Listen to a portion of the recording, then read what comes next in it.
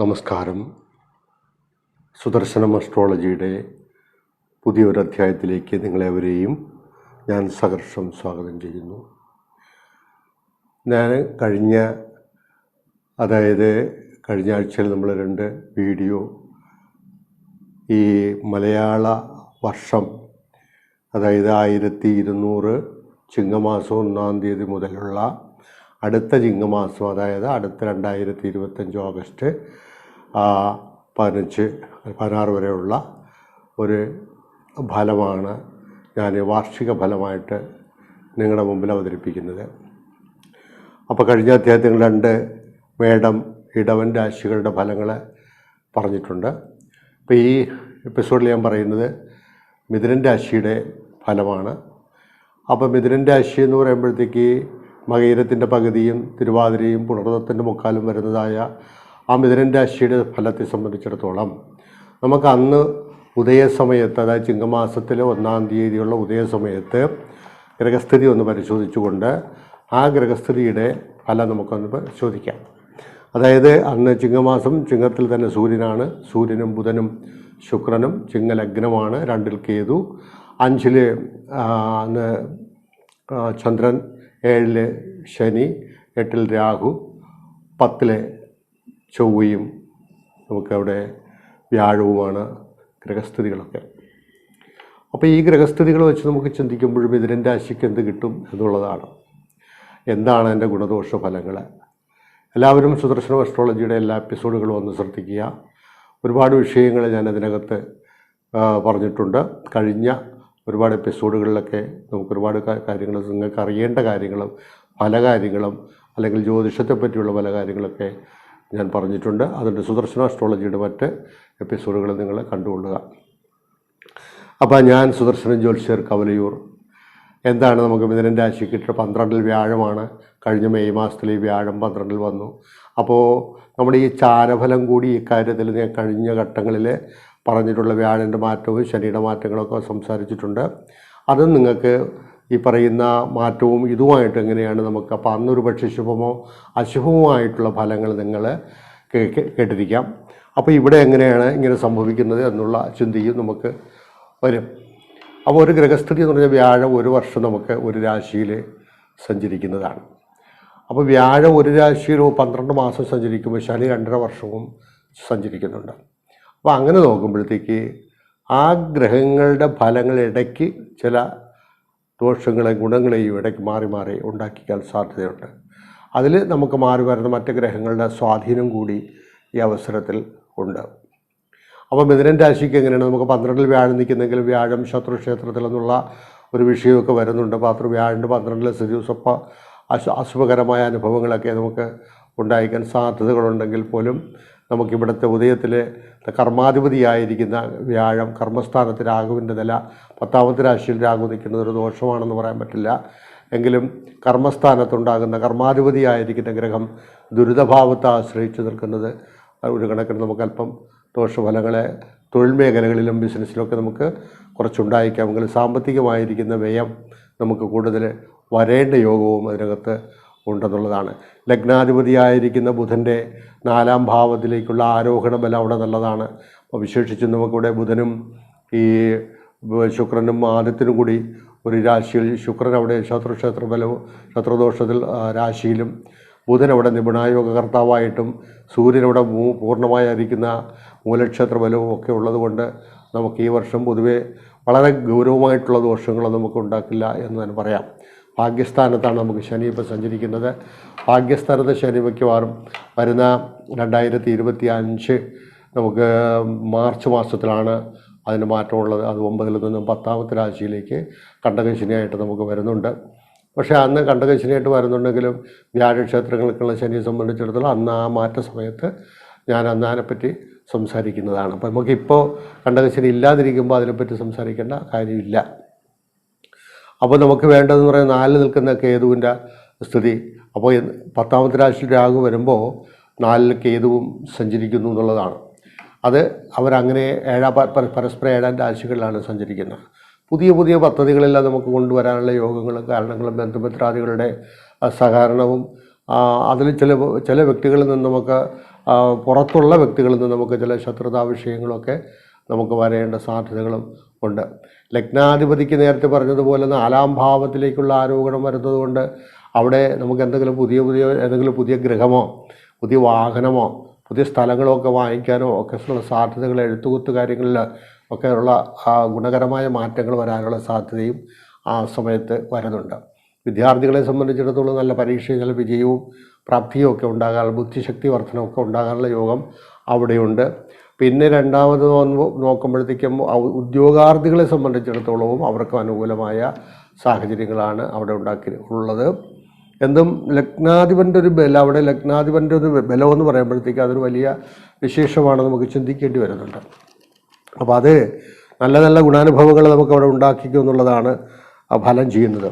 അപ്പോൾ ചിങ്ങമാസം 10-ാം തീയതി ഈ ഗ്രഹം ചൊവ്വ 12-ൽ നിന്ന് നമുക്ക് ലഗ്നത്തിലേക്ക് വരുന്നത് കൊണ്ട് അത് കുറച്ച് നാളത്തേക്ക് 1-2 മാസം നമുക്കവിടെ ചൊവ്വ ആ സമയത്തൊക്കെ ചെറിയ ശരീരത്തിലുള്ള വീഴ്ചകളോ അല്ലെങ്കിൽ ശരീരക്ഷതങ്ങളോ എന്തെങ്കിലും കാര്യതടസ്സങ്ങളോ ചിലപ്പോൾ ഒരു വ്യവഹാരങ്ങളോ എന്തെങ്കിലും ചില കാര്യങ്ങളൊക്കെ നമുക്ക് ആ സന്ദർഭത്തിൽ ഉണ്ടാകാനുള്ള യോഗവും വരുന്നുണ്ട്. അപ്പോൾ ചില കാര്യങ്ങളിൽ നമുക്ക് ഗുണകരമായ മാറ്റങ്ങളും ചില കാര്യങ്ങളിൽ നമുക്ക് അല്പദോഷകരമായ ഫലങ്ങളും അവിടെ ഉണ്ടായിരിക്കും.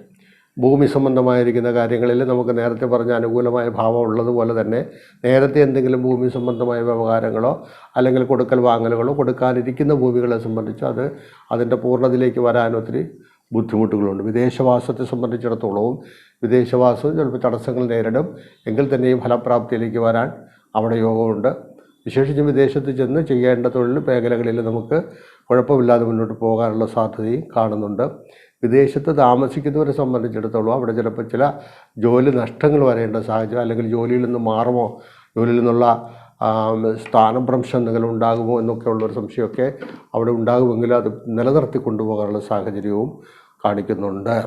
അപ്പോൾ എന്തുകൊണ്ടും നമുക്ക് ഒരു ഗുണദോഷ സമ്മിശ്ര ഫലങ്ങളായിട്ടാണ് നമുക്ക് ഈ മിഥുനൻ രാശിയുടെ ലക്ഷണങ്ങൾ കാണിക്കുന്നത്. 6-ാം ഭാവാധിപതിയായിരിക്കുന്ന ഗ്രഹമാണ് നമുക്കിവിടെ ഈ ചൊവ്വ.